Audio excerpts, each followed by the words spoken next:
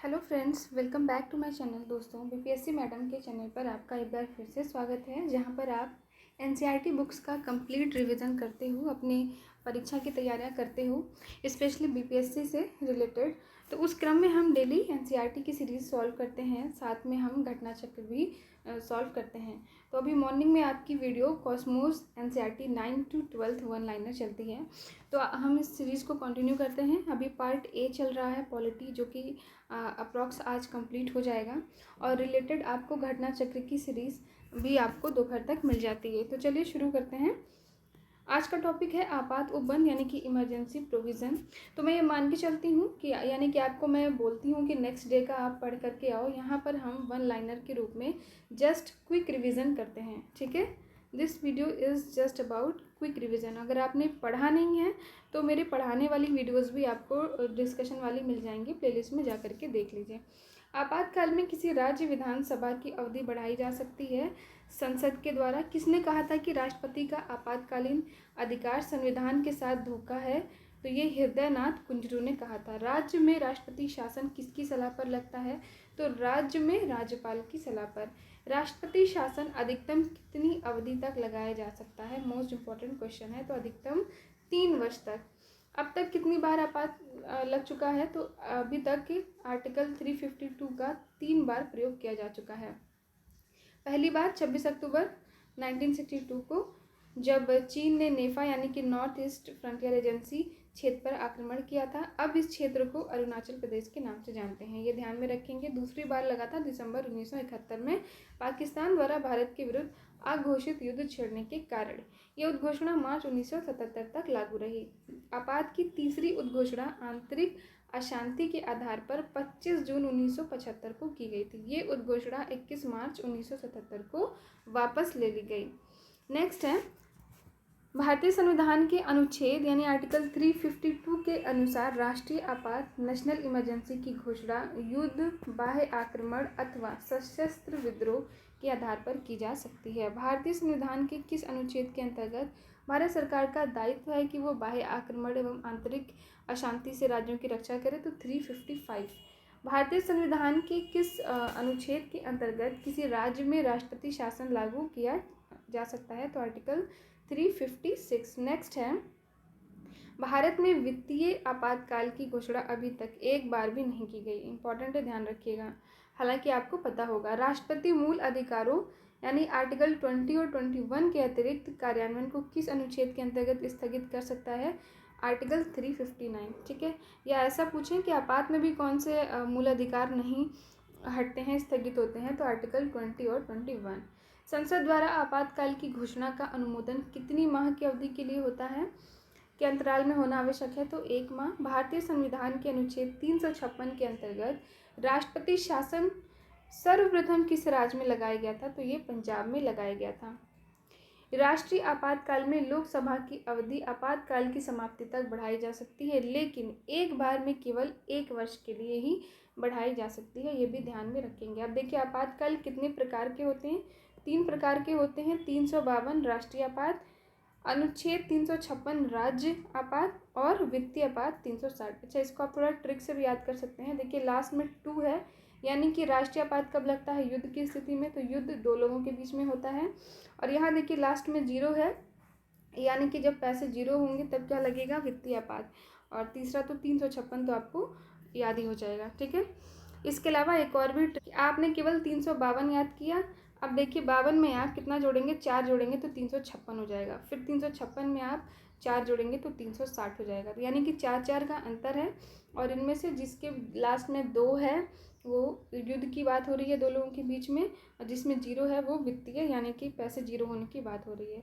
तो इस तरह से आप तीनों आर्टिकल याद कर सकते हैं। नेक्स्ट है, राष्ट्रीय आपातकाल के दौरान संघ और राज्यों के मध्य शक्ति का विभाजन समाप्त हो जाता है। संघ राज्य सूची के विषय पर भी विधि का निर्माण कर सकती है। नेक्स्ट है, भारत की संघात्मक प्रणाली एकात्मक रूप में कार्य करने लगती है। अब तक राष्ट्रीय आपात का प्रयोग 3 बार किया जा चुका है, ये याद रखेंगे। राष्ट्रपति शासन में राज्य विधानसभाएं भंग कर दी जाती हैं, शक्तियों का विभाजन भी समाप्त हो जाता है, और एकात्मक स्वरूप ग्रहण कर लेते हैं। अब तक राष्ट्रपति शासन का प्रयोग 120 से अधिक बार किया जा चुका है। तो खैर ये इंपॉर्टेंट नहीं है।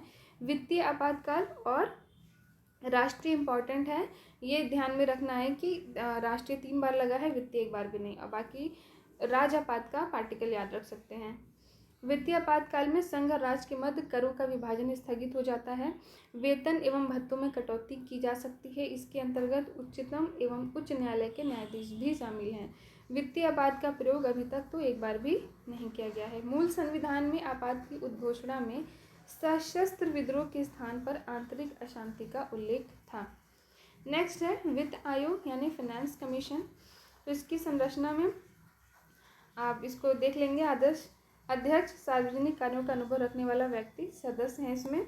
उच्च न्यायालय का न्यायाधीश की योग्यता रखने वाला व्यक्ति, सरकार के वित्त एवं लेखाओं का ज्ञान रखने वाला व्यक्ति, वित्तीय एवं प्रशासनिक मामलों का अनुभव रखने वाला व्यक्ति, आर्थिक मामलों का विशेषज्ञ व्यक्ति। वित्त आयोग द्वारा की गई सिफारिश को संसद सदन के समक्ष कौन रख पाता है? भारत का राष्ट्रपति। भारत में वित्त आयोग का गठन किस आर्टिकल के अंतर्गत है? तो ये आर्टिकल 280, इसको याद रखेंगे। ठीक है। वित्त आयोग का कार्यकाल कितना होता है? 5 वर्ष का। वित्त आयोग में अध्यक्ष के अतिरिक्त कुल कितने सदस्य होते हैं? तो आपने अभी ऊपर में देखा, अध्यक्ष के अतिरिक्त 4 सदस्य होते हैं। ठीक है। अब ये कुछ अध्यक्ष के नाम हैं और उनके वर्ष हैं, इसको ध्यान देने की जरूरत नहीं है। भारत में केंद्र राज्य के मध्य वित्तीय संबंध किसकी संस्तुति से निर्धारित है? वित्त आयोग की। वित्त आयोग का मुख्य कार्य केंद्रीय करों में राज्यों के भाग तथा केंद्र द्वारा राज्यों के लिए दी जाने वाली वित्तीय सहायता को निर्धारित करना है। केंद्र और राज्य के मध्य वित्तीय विवादों के समाधान किस संस्था के द्वारा होते हैं? वित्त आयोग। केंद्र की समेकित निधि यानी कंसोलिडेटेड फंड से राज्यों को राजस्व की सहायता हेतु अनुदान देने वाले सिद्धांत की अनुशंसा कौन सा प्राधिकरण करता है? वित्त आयोग। दोस्तों, आप जो वीडियो देख रहे हैं, अगर आपको उसकी PDF चाहिए तो डिस्क्रिप्शन में जा करके मेरा टेलीग्राम चैनल का लिंक दिया है, उसको जा करके फॉलो कर लीजिए। वहाँ से आपको ये PDF तो मिल ही जाएगी, साथ ही साथ आपको daily the Hindu, Indian express, ये सारे न्यूज़पेपर मिल जाएंगे। मंथली मैगजीन मिल जाएगी, जैसे प्रतियोगिता दर्पण, करंट अफेयर्स के, खान सर की, एडिटोरियल के, ये सारे भी आपको वहाँ पे प्रोवाइड करा दिए जाएंगे। नेक्स्ट है, भारत की संचित निधि में से राज्यों के राजस्व में सहायता अनुदान को कौन विनियमित करता है? वित्त आयोग। और कभी कभी क्या हो जाता है कि मैं वीडियो अपलोड कर देती हूँ, डिस्क्रिप्शंस लगाना जो है वो भूल जाती हूँ या फिर इतना टाइम नहीं होता, तो आप पिछली जो वीडियो है उसमें जा करके देख सकते हो जिनमें डिस्क्रिप्शन है। नेक्स्ट है, 15वें वित्त आयोग की सिफारिश के अनुसार केंद्रीय करों के विभाज्य पूल में राज्यों का हिस्सा कितना कर दिया गया है? 41%। तो वर्ष 21-26 के लिए केंद्रीय करों के विभाज्य पूल में राज्यों की हिस्सेदारी हेतु निर्धारित मानदंडों में कौन से नए मानदंड हैं? जनसांख्यिकीय प्रदर्शन और कराधान प्रयास यानी डेमोग्राफिक परफॉर्मेंस और टैक्स एफर्ट। ऋत्विक रंजनम पांडे को 16वें वित्त आयोग का सचिव नियुक्त किया गया है। भारत में प्रथम वित्त आयोग का गठन वर्ष 1951 में किया गया था। इसके अध्यक्ष KC नियोगी थे, ये ध्यान में रखेंगे। नेक्स्ट है नीति आयोग। तो नीति आयोग, जिसको कि पहले योजना आयोग के नाम से जानते थे, तो इसकी स्थापना 15 मार्च 1950 की हुई थी। इसके प्रथम अध्यक्ष पंडित जवाहरलाल नेहरू थे। ये कौन सा निकाय है? तो गैर संवैधानिक है। इसके अंतर्गत नीति आयोग का गठन कब किया गया था? तो नीति आयोग का गठन 1 जनवरी 2015 को किया गया था। इसका अध्यक्ष प्रधानमंत्री होता है। नेक्स्ट है, राष्ट्रीय विकास परिषद की अध्यक्षता कौन करता है? ये भी प्रधानमंत्री करता है। नीति आयोग के उपाध्यक्ष को भारत सरकार के वरीयता क्रम में कौन सा दर्जा प्राप्त है? तो भारत सरकार के कैबिनेट मंत्री के समान। नीति आयोग तथा राज्य सरकार के मध्य समन्वयकर्ता का कार्य कौन करता है? राष्ट्रीय विकास परिषद। अब ये कुछ वरीयता क्रम दिए हुए हैं, ये सब आप याद रख लीजिएगा, आपको इसकी PDF प्रोवाइड करा दी जाएगी। और नीति आयोग का फुल फॉर्म क्या, नीति का फुल फॉर्म क्या है, ये आप मुझे ज़रा कमेंट सेक्शन में कमेंट करके बताइए। नेक्स्ट है इलेक्शन कमीशन। तो इसके बारे में हम अब नेक्स्ट वीडियो में पढ़ेंगे, क्योंकि आपको पता ही होगा कि मेरी BPSC से रिलेटेड, मतलब BPSC TRE 1 और 3 क्वालिफाई की हूँ मैं। TRE 1 में 1 to 5 और TRE 3 में 6 to 8 में। तो मेरी जॉब है और अभी स्कूल के लिए जाना है अगस्त, तो इतना टाइम नहीं मिल पाता है स्कूल करते हुए वीडियोस बनाना, मैनेज करना, लेकिन मैं एफर्ट कर रही हूँ। आप लोग का सपोर्ट बहुत है, थैंक यू सो मच। इसी तरह से अपना प्यार और सपोर्ट बनाए रखिए। तो अभी वीडियो ज़्यादा लंबी नहीं हो पाएंगी, लेकिन धीरे धीरे मैं कंटिन्यू करूँगी अपना टाइम मैनेज करके। तो अभी कुछ इश्यूज़ हैं, उन सब के लिए एक्सट्रीमली सॉरी, और मैं पूरी कोशिश कर रही हूँ सारी चीज़ों में सुधार करने के लिए। And thank you so much.